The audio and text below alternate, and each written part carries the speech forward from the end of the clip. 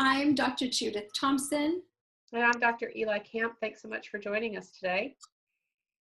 So we're looking at, the reasons today as far as why are parents choosing not to vaccinate. And it's a number of different reasons. Sometimes it could be religious, religious exemption where it just goes against their religious beliefs.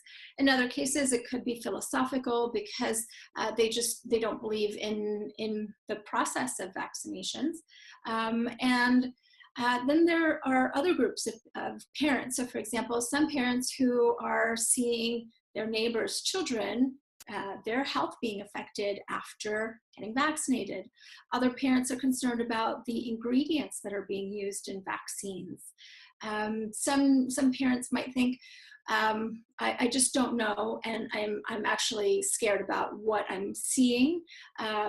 Other parents just want to do more research. They want to know more from these new vaccines that are either coming out, or they're just wanting to take their time. So there are many different reasons for why parents are choosing not to vaccinate, and it's an individual choice by the family because it will mean that they'll need to take certain actions if they're choosing not to vaccinate, so that they can raise a really healthy child.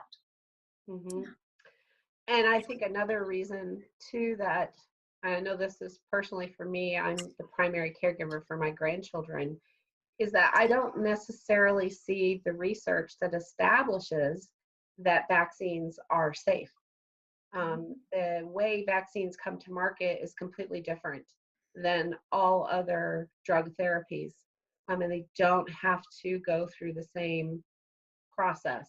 And so when they're offered, I don't believe that they have been proven beyond a shadow of a doubt that they are more helpful than harmful. And that's my own personal sort of feeling about it.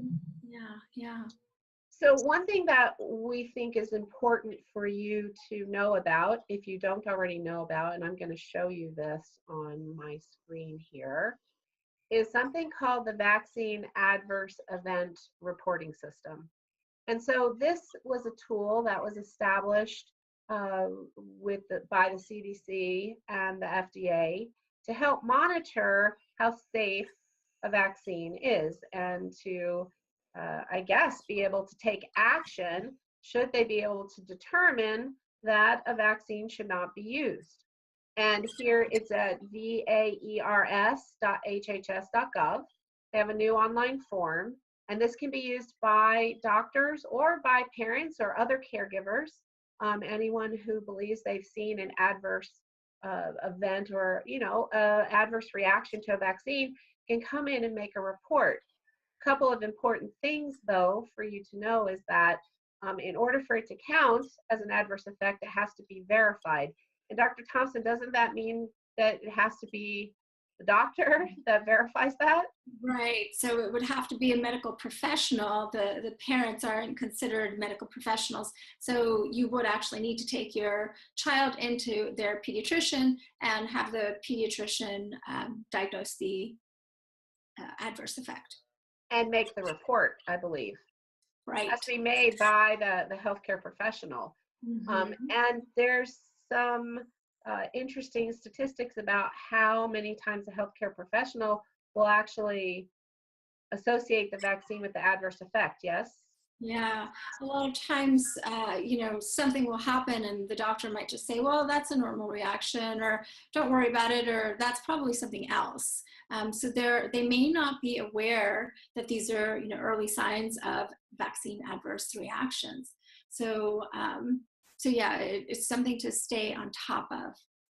So we'd encourage you to consider using that site and reporting any adverse effects, and encouraging your own healthcare practitioner, if you believe strongly that it was an adverse effect, if your doctor's not willing to report it, you might need a second opinion from another healthcare practitioner who has more experience with adverse effects of vaccinations, so that they can get it reported. Absolutely. So thanks so much for joining us. If you want more ideas about how to keep your children healthy, feel free to go to our website, check it out at vitalhealthpublishing.com. We've got a free download chapter from our book, The Unvaccinated Child, which is a treatment guide for parents and caregivers. And it's a way to help you navigate through how to keep your children healthy if they are exposed to any of these naturally occurring childhood illnesses.